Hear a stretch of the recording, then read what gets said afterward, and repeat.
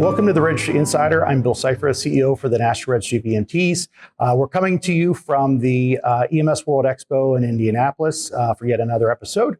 And today, the American Heart Association released their 2025 guidelines, which is an update, and they released them for all levels. And joining me to discuss a high-level overview of those updates is Dr. David Keith. He's from the American Heart Association. So Dave, and he has EMS background as well, but thanks for joining me for today's conversation and today's episode. Absolutely. I'm glad to be here. Thank you. So a big event for the Heart Association today with some updates. And for the listeners that are out there, if you wouldn't mind, give us a high-level overview of what are some of the relevant updates for EMS clinicians based on these updated guidelines. Yeah, absolutely. Some of the bigger updates, changes that you'll see in some of our guidelines kind of revolve around BLS. Mm-hmm. So one of the changes that you'll see is in foreign body airway obstruction for adults and children. We are now additionally recommending 5 back slaps or 5 back blows, and then 5 abdominal thrusts or chest thrusts, depending on the size and situation of that patient, for that severe foreign body airway obstruction. Now, once the person goes unresponsive, then still we lower that person to the ground and go into our normal essential CPR. But adding those back blows for adults and for children is a change for us that we haven't had in 20 years. Okay, all right. So that's an important basic life support. What other changes have occurred or are now in place that impact the EMS clinician, perhaps from a BLS or an ALS perspective? Absolutely. And this is another one that will actually kind of go across both BLS and ALS. When we talk about infants and infant compressions, whether that be infant chest compressions specifically or those infant compressions we do for foreign body airway obstruction, we are no longer recommending the use of 2 fingers to do chest compressions. So now for CPR or for choking, when you're doing the chest compression component, we're recommending during CPR to do the 2 fingers encircling hands, 2 thumbs encircling hands technique, or use the heel of one hand to provide chest compressions on the lower third of the sternum, just as we do in adults and children. So no more using 2 fingers to try and compress the chest of an infant. Okay. So that's a big change. Another big change. So any other BLS changes that are relevant for EMS? One of the other BLS changes kind of revolves around what tends to be more of local protocol, where we recognized back with our 2020 guidelines that there were many agencies, especially EMS agencies, partly due to COVID, partly due to personnel, who went into the continuous compressions for CPR. Especially during the first few minutes of CPR. So we had those continuous compressions with no breaths. In looking at the data this cycle, we found that there really wasn't an appreciable difference. It didn't improve outcomes by doing continuous compressions. And so now we are no longer providing that optional lesson plan for continuous compressions only. And so we're going to be recommending for all providers, BLS, before the placement of an advanced airway to do 30 compressions, 2 ventilations until they get an advanced airway in place. And then once the advanced airway is in place, then it's then there's no change. It would be continuous compressions with asynchronous breaths. Okay, good. That seems like an intuitive evolution. And it makes sense based on the logic you provided. So now from a advanced life support, the ACLS and perhaps PALS, any significant changes there that would impact EMS clinicians? In ACLS and PALS, there aren't as many like high-level significant changes. We are really sticking with essentially the same algorithms that we've had, but we are looking at some items that may change part of how we care for our patients and part of what we do in the classroom. Some of those things have to do with our post-cardiac arrest care. In adults, we're targeting specifically a MAP of greater than 65. In post-cardiac arrest, we want to avoid hypotension.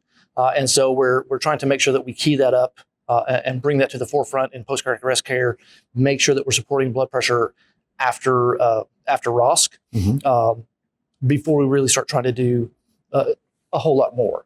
Another difference in there, and it's this change was actually made last year with our targeted temperature management. It's now temperature control, and really just making sure that we're understanding if you're doing temperature control to maintain that temperature between 32 degrees Celsius and 37.5 degrees Celsius. Mm-hmm.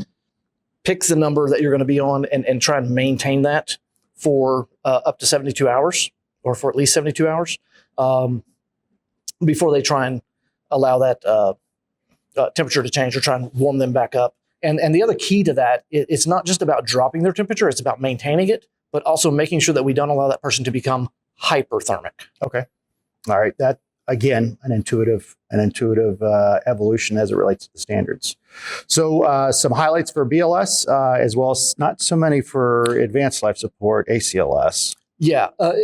Not so many big changes as again for ACLS and for PALS as we look at some of the things that we have for prognostication.